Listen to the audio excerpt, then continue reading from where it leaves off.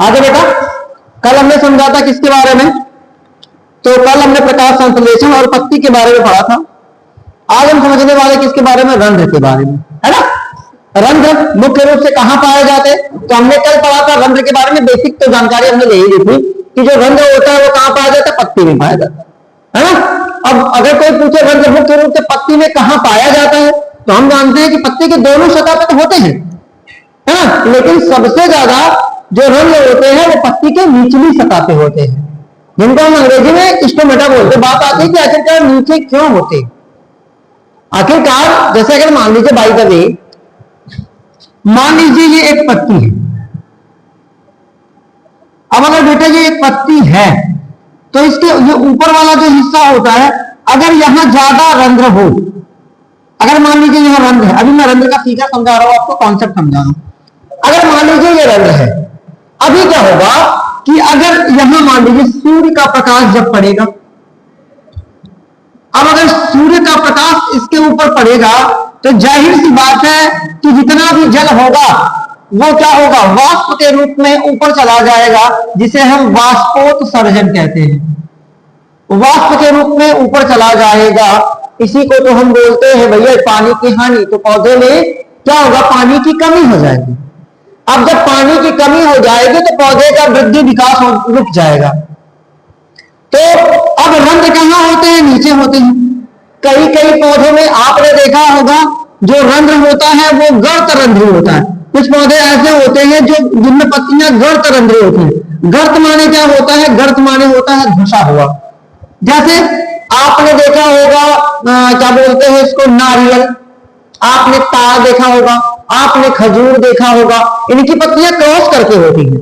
मतलब कुछ ये होती है इनकी पत्तियां, आप देखेंगे ऐसे खड़ी होती है, फिर अगली वाली ऐसे खड़ी होती है, इनके बीच में ऐसे पट्ट कर करके होती है पत्तियां ऐसे। मतलब इसको आप यूं समझो, ये पत्तियां ऐसी होती हैं, ऐसे खड़ी खड़ी, मतलब एक के ऊपर दूसरी क्या होती है? क्रॉस होती है ऐसी। तो ये कैसी है? ऐसे। फिर अगली वाली इसके इधर से ऐसी होगी, मतलब ये ऐसे ऐसे करके समझ लीजिए पिरामिड के जैसा बनाती। क्यों बनाती? क्योंकि अगर वो सूर्य के प्रकाश के संपर्क में आएंगी तो वाष्पोत्सर्जन होगा। वाष्पोत्सर्जन किसे कहते हैं? पौधे के विभिन्न भागों से या पौधे के अलग अलग भागों से हुई जल की कमी को हम क्या बोलते हैं? वाष्पोत्सर्जन बोलते हैं। पौधे के अलग अलग भागों से जो पानी की कमी होती है उसे हम क्या बोलते हैं? वाष्प। देखो मुख्य रूप से जो पानी की कमी होती है बेटा वो कहां होती है? वो पत्ती से ही होती है। और कहां से होती है? जड़ से भी होती है। जड़ में मिनरल पाया जाता है, वहां से पानी की कमी होती है। आपने पेड़ देखा होगा जिसको हम अपनी बोलचाल की बात हम कहते हैं खुखड़ी, सुना है? पपड़ी बन जाती है ना पेड़, जैसे नीम में देखे होंगे, आम में देखोगे तो खाते हैं खुखड़ी, देखा है ना? वो क्या है? वहां से वहां भी एक छेद होता है, उस छेद को हम क्या बोलते हैं? वातरंध्र बोलते हैं। वातरंध्र माने, वात माने हवा, यानी कि वह रंध्र जिससे हवा जाती है, जहां से हवा आर पार जाती है या जहां से हवा का विनिमय होता है, लेन देन होता है, उसे हम वातरंध्र बोलते हैं। मैं क्या समझा रहा हूं आपको? रंध्र। रंध्र क्या होता है? मुख्य रूप से कहां पाया जाता है? तो रंध्र मुख्य रूप से कहां पाया जाता है? पत्ती में पाया जाता है। हाँ, मुख्य रूप से कहां पाया जाता है? पत्ती में पाया जाता है। काम क्या करता है? तो गैसीय रूप में जल वाष्पोत्सर्जन, प्रकाश संश्लेषण में कार्बन डाइऑक्साइड जो आती है उसको कौन ऑब्जर्व करता है? रंध्र। सूर्य के प्रकाश को कौन ऑब्जर्व करता है? रंध्र। कार्बन डाइऑक्साइड को कौन ऑब्जर्व करता है? रंध्र। ऑक्सीजन को कौन छोड़ता है? रंध्र। समझ में बात को? पौधे में ज्यादा पानी हो गया तो उस पानी को दोबारा वायुमंडल में कौन मुक्त करेगा? रंध्र। अब हम समझेंगे रंध्र के बारे में। ये हो गया इसका बेसिक कॉन्सेप्ट। रंध्र होता क्या है? तो देखिए रंध्र कहां पाया जाता है पहले समझेंगे। तो रंध्र की उपस्थिति पत्ती में भी होती है, तना में भी होती है ना, लेकिन मुख्य रूप से कहां होती है? पत्ती में। और पत्ती में सबसे ज्यादा कहां होती है? तो पत्ती में ज्यादा कहां होती है बेटा? निचली सतह पर होती है। कहां होती है? निचली सतह पर। कहेंगे सर निचली सतह पर क्यों है? तो ये कॉन्सेप्ट आपका क्लियर हो जाएगा कि उसको सूर्य के संपर्क में कम रहना है, वरना पानी की बहुत ज्यादा कमी हो जाएगी, पौधों में पानी की किल्लत समझ लीजिए जैसे हो जाएगी। क्यों हो जाएगा भैया? ज्यादा से ज्यादा पानी वाष्पोत्सर्जन के द्वारा उड़ जाएगा। और ऐसे पौधे, कुछ पौधे ऐसे होते हैं जैसे नागफनी हो गया, मैंने अभी बताया ना, ये सारे पौधे ऐसी जगह उगते हैं भाई मेरे जहां पानी की कमी होती है, इसलिए या तो जहां आप देखेंगे कुछ पौधे होते हैं जिनके पत्ती के ऊपर कांटे आ जाते हैं, है ना? आपने देखा होगा सड़क के किनारे मिल जाता है, वो पीला पीला छोटा छोटा होता है, नाम नहीं याद आ रहा उसका, है ना? उसका नाम बोल करके भाषा में कुछ बोलते हैं, झरबेल या ऐसा कुछ बोलते हैं, भटपैया बोलते हैं मेरे हिसाब से, ऐसा ही कुछ बोलते हैं, है ना? तो वो क्या, उसकी पत्ती के ऊपर भी आप पाएंगे कांटे आ जाते हैं। क्यों आते हैं कांटे भाई? अगर वो उसी जगह पे आ रहा है कांटा जहां पे रंध्र है, क्यों? क्योंकि अगर कांटा आएगा तो पानी वहां से निकल नहीं सकता, रंध्र के ऊपर कांटे आ जाएंगे, वहां से पानी निकल नहीं सकता। तो कुछ पौधे अपने आप को या अपनी पत्तियों को रूपांतरित भी कर देते हैं, बदल देते हैं, रंध्रों को बंद कर देते हैं ताकि पानी को रोका जा सके। समझना ही बात है? अब समझेंगे अब रंध्र के बारे में क्या होता है। तो रंध्र, पहली बात, उपस्थिति कहां होती है इसकी? पत्ती में भी होती है, तना में भी होती है। अगर ये तना में होता है तो इसे वात रंध्र कहते हैं। अगर ये तना में है तो वात रंध्र, और वात माने हवा होता है भाई मेरे, यानी कि वात रंध्र क्या काम करता है? वायु को ले जाने का काम करता है। और ये ज्यादा कहां होता है? निचली सतह में। वात जो रंध्र होता है वो मुख्य रूप से कहां पाया जाता है? निचली सतह में। फिगर पे कंसंट्रेट करिए, फिगर कैसा होता है। तो इसमें क्या होता है, दो सेब के बीज के आकार की कोशिकाएं ऐसी पाई जाती हैं, दो सेब के बीज के आकार की कोशिकाएं ऐसी पाई जाती हैं। इन कोशिकाओं को हम क्या कहते हैं? पहले एक एक करके समझते चलिए। इन कोशिकाओं को हम कहते हैं बेटा रच्छी कोशिका। इन कोशिका को हम क्या कहते हैं? रच्छी कोशिका कहते हैं। अब इस कोशिका के अंदर ये ध्यान से देखो, ये गैप है, इस गैप को ही हम मुख्य रूप से क्या कहते हैं? रंध्र कहते हैं। क्या? क्योंकि गैसों का आदान प्रदान यहीं से होता है। अब इसके चारों तरफ क्या पाया जाता है? इसके चारों तरफ जीवित कोशिकाओं का एक आवरण होता है, कुछ ऐसा। ये सभी की सभी कोशिकाएं क्या होती है भाई साहब? जीवित होती है। इस बात को याद रखिएगा क्योंकि ये सवाल बनता है कि रंध्र में पाई जाने वाली कोशिकाएं जीवित होती हैं अथवा मृत होती हैं। तो याद रखिएगा कि रंध्र में पाई जाने वाली सभी कोशिकाएं क्या होती हैं? जीवित होती हैं। इनके बीच बीच में क्या पाया जाता है?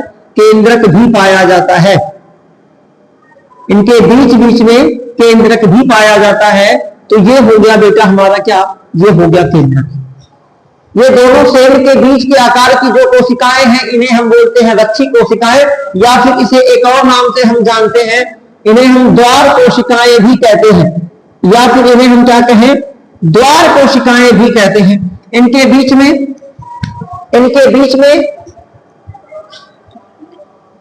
एक आवरण भी पाया जाता है, ऐसा कुछ। ये आवरण, इसको बोलते हैं रच्छी कोशिका की भित्ति। रच्छी कोशिका के चारों तरफ एक आवरण पाया जाता है जिसे हम क्या बोलते हैं?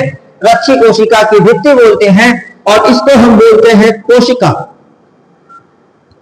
अब ये जो रच्छी कोशिकाएं होती हैं इसमें भी पाया जाता है भाई मेरे केंद्रक। इसमें क्या पाया जाता है? इसमें पाया जाता है गाल्जी बॉडी, यानी कि जिसको हम गाल्जी काय बोलते हैं। इसमें क्या पाई जाती है? गाल्जी काय। ठीक है, आराम से देखिए, आंखों के सामने बना रहा हूं, डाउट नहीं होना चाहिए। अब क्या होगा बेटा? काम कैसे करता है? तो ये दो अलग अलग तरीकों से काम करता है रंध्र, है ना? रंध्र का कार्य क्या है अभी हम समझेंगे। रंध्र कार्य कैसे करता है? ये दो अलग अलग टाइम पे काम करता है। एक तो काम करता है दिन में, और एक तो काम करता है क्या? रात में।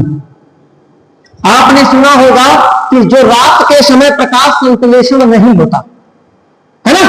अब बात आएगी सर क्यों नहीं होता। रात के समय आपने सुना होगा कि प्रकाश संश्लेषण अर्थात फोटोसिंथेसिस की प्रक्रिया रुक जाती है। बात आएगी कि क्यों रुक जाती, तो बेटा इसके पीछे कारण क्या है? देखो, अब रात में अगर ये पत्ती के ऊपर मान लो रंध्र है, अब रात में जमीन के नीचे से अगली कक्षाओं में आप जाएंगे तो पौधों में क्या पाया जाता है?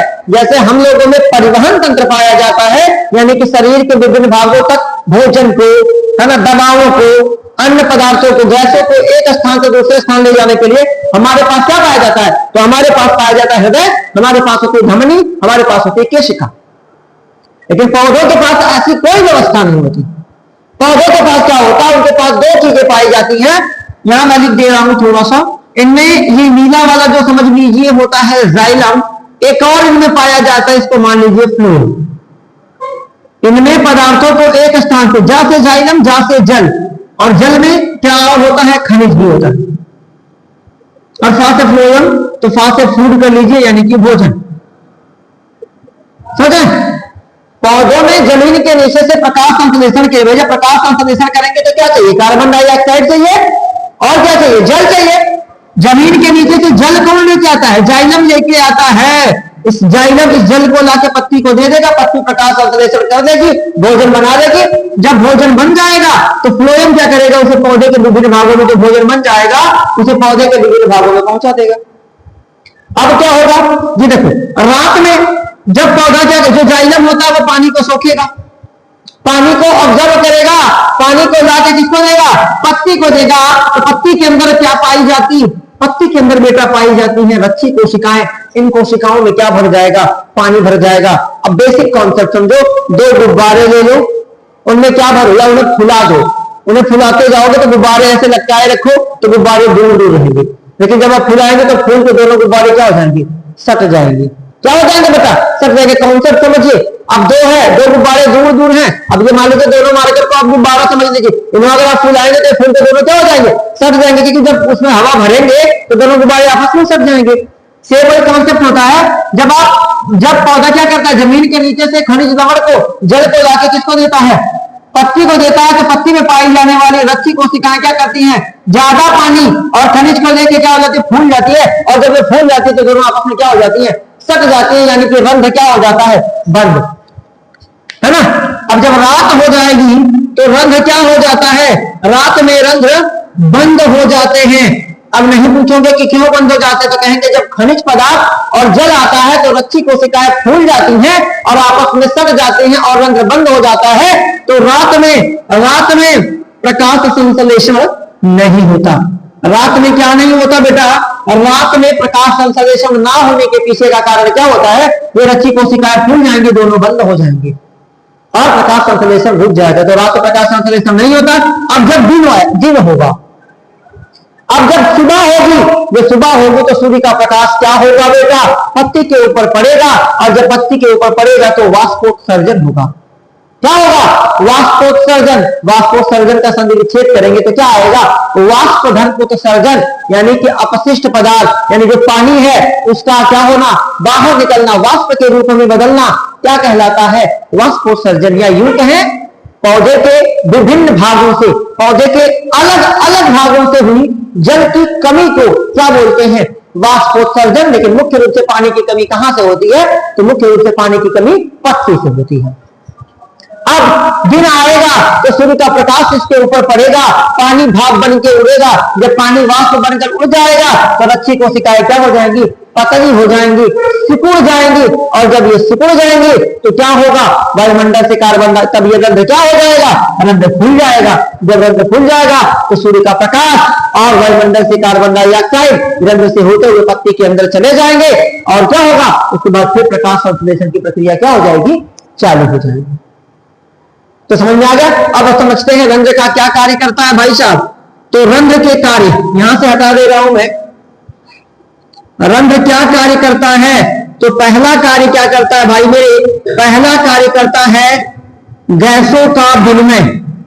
गैसों का विनिमय, विनिमय माने क्या होता है भाई साहब, तो विनिमय माने होता है लेन देन, यानी कि पौधे जो वायुमंडल से कार्बन डाइऑक्साइड लेते हैं, जैसे क्या करता है, CO2 को ग्रहण करता है और क्या करता है, O2 को बाहर करता है। वो किसके माध्यम से करता है, वो किसके माध्यम से, वो रंध्र के माध्यम से करता है। चलिए दूसरा क्या काम करता है भैया, रंध्र क्या काम करता है, तो ये वाष्पोत्सर्जन में भी मदद करता है। वाष्पोत्सर्जन में क्या करता है, सहायता करता है। अब वाष्पोत्सर्जन क्या है, तो भैया वाष्पोत्सर्जन पौधे से जल को बाहर निकालने का भी काम कौन करता है, कौन करता है, वो भी रंध्र करता है। बात आएगी सर, अगर एक और अगर यही बात में लिखना चाहूं तो ये क्या काम करता है ना, पौधों को खनिज प्रदान कराता है। खनिज, अब कहेंगे सर कैसे प्रदान कराता है या उपलब्ध कराता है, कैसे? अगर सोचो रक्षी कोशिकाएं सिकुड़े ही ना, वाष्पोत्सर्जन हो ही ना, तो जमीन जब भाई बाल्टी भरी रहेगी उसमें पानी भरने की संभावना है नहीं। यानी कि रक्षी कोशिकाएं अगर पहले से भरी रहेंगी, रक्षी कोशिकाएं यदि पहले से भरी रहेंगी तो जमीन से जो जाइलम है वो पानी को लाएगा ही नहीं, और जब वो पानी को लाएगा नहीं तो पौधे को और अतिरिक्त जो खनिज होता है, जो मिनरल्स होता है, वो नहीं मिलेगा। समझे? तो ये था आपका रंग। अब हम समझेंगे अगले टॉपिक में, हमें समझना है क्या प्रकाश संश्लेषण के लिए हमें क्या क्या चीजें चाहिए होंगी। रंग समझ में आ गया? देखिए, बेस्ट ऑफ लक।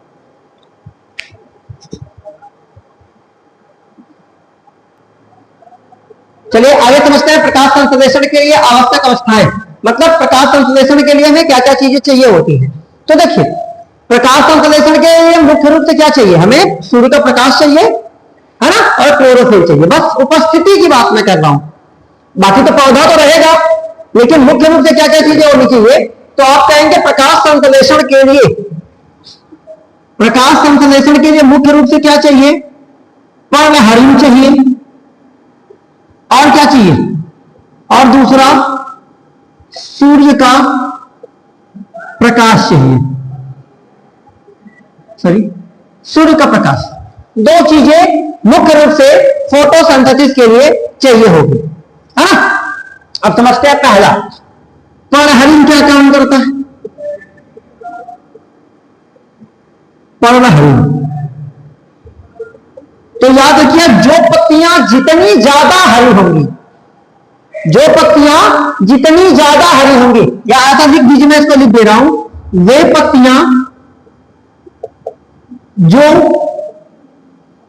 ज्यादा हरी होती हैं, या जब क्लोरोफिल, समझ में आ जाएगा ना, क्लोरोफिल ज्यादा होता है तो प्रकाश संश्लेषण अधिक होगा। समझिए, यानी कि जो पत्तियां बहुत ज्यादा हरी होती हैं उनमें फोटोसिंथेसिस, प्रकाश संश्लेषण सबसे ज्यादा होता है, क्योंकि जितना ज्यादा क्लोरोफिल, आपने वो देखा होगा कि डॉक्टर के घर में, रूम में, जहां मतलब जहां हॉस्पिटल होता है वहां पे ग्रीन कलर का पर्दा लगाया जाता है, क्योंकि वो रेडिएशन को रोकने की उसके पास क्षमता होती है, पराबैंगनी किरणों को रोकने की क्षमता होती है। उसी तरीके से जो पौधे होते हैं उनकी पत्तियां भी हरी होती हैं, और जो सूर्य का प्रकाश होता है उसमें पराबैंगनी किरणें, अल्ट्रावायलेट किरणें पाई जाती हैं, जिसकी वजह से जो हरा रंग होता है वो क्या कर पाता है? हरा रंग उस प्रकाश को ऑब्जर्व कर लेता है। एक कारण ये भी है, जैसे आपसे पूछा जाता है कि भैया जो पत्ती होती है वो हरी ही क्यों दिखाई देती है, तो आप बेसिक से सुनते चले आए हैं कि भैया क्लोरोफिल की वजह से जो पत्ती होती है वो हरी दिखाई देती है। लेकिन क्या फिजिक्स में बता दीजिए कि पत्तियां हरी क्यों होती है? तो यही वाला मामला है, जो सूर्य का प्रकाश होता है उसमें 7 रंग होते हैं, सभी रंग प्रकट नहीं हो पाते, लेकिन हरा क्या हो पाता है? प्रकट हो पाता है, इसलिए पत्तियां हरी दिखाई पड़ती है। समझा ये बातें? तो पत्तियां क्यों हरी दिखाई पड़ती है? क्लोरोफिल जो है पराबैंगनी किरणों को अवशोषित कर देगा। अब जितना ज्यादा पराबैंगनी किरणें आएंगी, जितना ज्यादा क्लोरोफिल पौधे के पास होगा, उतना ज्यादा प्रकाश संश्लेषण होगा।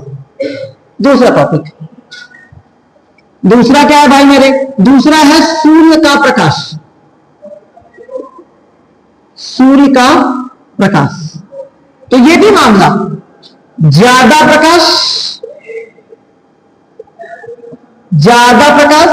तो क्या होगा? ज्यादा प्रकाश संश्लेषण।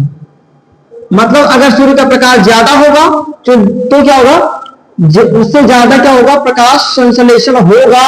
लेकिन याद रखिए कुछ लिमिटेशन तक। अगर लाल रंग, अगर कभी कोई पूछे प्रकाश संश्लेषण सबसे ज्यादा किसमें होगा, लाल रंग में क्या होगा, तो लाल रंग में भैया मेरे होगा प्रकाश संश्लेषण सबसे ज्यादा। कहेंगे सर कम किसमें होगा, तो नीला रंग। नीला रंग में क्या होगा भाई मेरे, नीला रंग में क्या होगा, नीला रंग में प्रकाश संश्लेषण क्या होता है, सबसे कम होता है।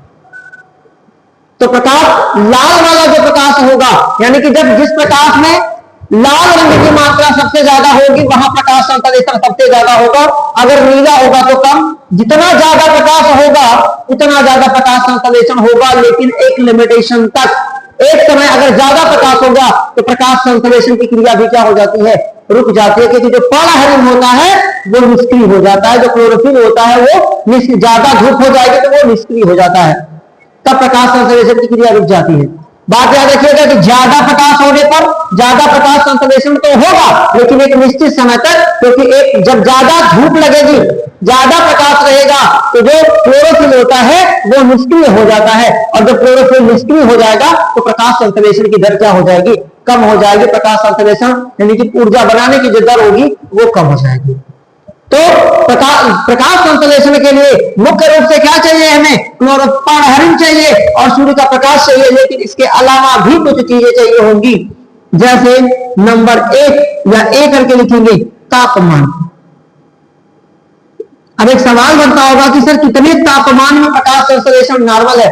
भाई साहब, अगर 10 डिग्री से लेके 35 डिग्री सेल्सियस के आसपास तापमान बना हुआ है तब क्या होगा, तब प्रकाश संश्लेषण क्या होगा, तब प्रकाश संश्लेषण अधिक होगा, तब प्रकाश संश्लेषण क्या होगा, अधिक होगा, अन्यथा नहीं होगा।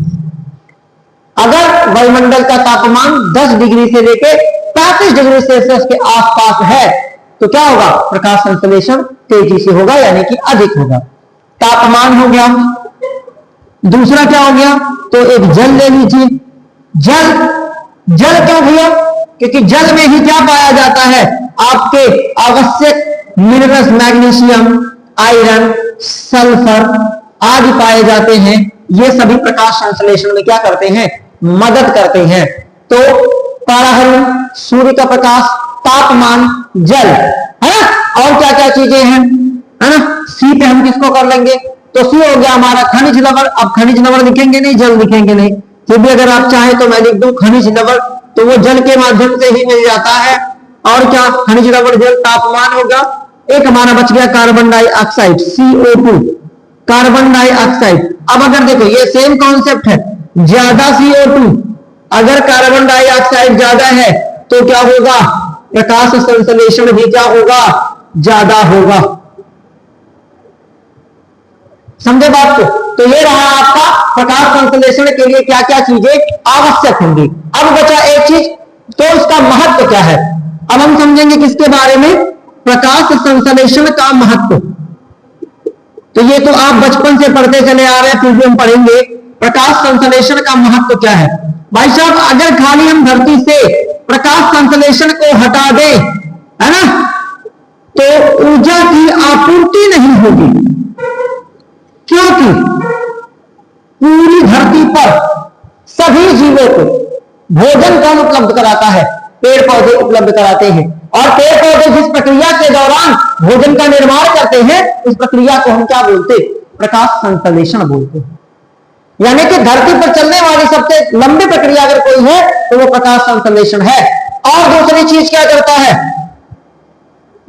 भोजन की उपलब्धता, भोजन की प्राप्ति। कहेंगे कैसे, तो बेटा यही एक ऐसा है जो रासायनिक ऊर्जा को किसमें बदल देता है, भोजन के रूप में बदल देता है। कौन बदल देता है, पादप। और किस प्रक्रिया के दौरान बदलता है, तो वो क्या है, प्रकाश संश्लेषण। और समझ लीजिए, वायुमंडल का शुद्धिकरण, वायुमंडल का शुद्धिकरण भी कौन करता है, प्रकाश संश्लेषण करता है। कहेंगे मतलब क्या है, भाई साहब, धुआं, आपकी गाड़ियों से निकलने वाला धुआं, हमारे शरीर से निकलने वाला कार्बन डाइऑक्साइड, कहीं कोई जीव मर गया है, सड़ गया है, तो उस कार्बन डाइऑक्साइड को लेता कौन है, पेड़ पौधे, और उसके बदले हमें क्या देता है, वो कार्बन डाइऑक्साइड देता है, सॉरी ऑक्सीजन देता है ना। तो मतलब सोचो, वायुमंडल से जितनी भी कार्बन डाइऑक्साइड उसको लेके और ना केवल कार्बन डाइऑक्साइड, बाकी अन्य गैसें, नाइट्रोजन हो गया, है ना, हाइड्रोजन हो गया, जितनी भी वायुमंडल में गैसें हैं, आर्गन हो गई, इन सभी गैसों को लेके और उनके मात्रा को क्या करता है, मेंटेन बनाए रखता है। वो कौन बना के रखता है, वो बना के रखता है कौन, प्रकाश संश्लेषण। अगर खाली फोटोसिंथेसिस को हटा दो तो सोचो कार्बन डाइऑक्साइड की मात्रा बढ़ जाएगी, वायुमंडल में ऑक्सीजन की मात्रा कम हो जाएगी, नाइट्रोजन की मात्रा हो सकता है घट सकती है, बढ़ सकती है। तो इन सारी प्रक्रियाओं को कराने में कौन मदद करता है भाई, प्रकाश संश्लेषण। तो समझ लीजिए प्रकाश संश्लेषण क्या है, बहुत ज्यादा महत्वपूर्ण है। समझा की बात है। तो ये रहा आपका प्रकाश संश्लेषण के लिए आवश्यक अवस्थाएं, प्रकाश संश्लेषण का महत्व हमने समझा, रंध्र। हाँ, अगले वीडियो में देखते हैं जो टॉपिक बचा है आपका, वो आ गया परपोषी, है ना, मतलब दूसरे जीवों में आप भोजन की दूसरी प्रक्रिया जो है परपोषी किसे कहते हैं, परपोषी किस तरीके से भोजन करते हैं। अब आपको सारे इंपॉर्टेंट टॉपिक अब चालू हो रहे। प्रकाश संश्लेषण में ये सवाल पूछे जाते हैं, थोड़ा सा रंध्र का फिगर पूछ लिया जाता है। मिलते हैं अगले वीडियो में, बाय बाय।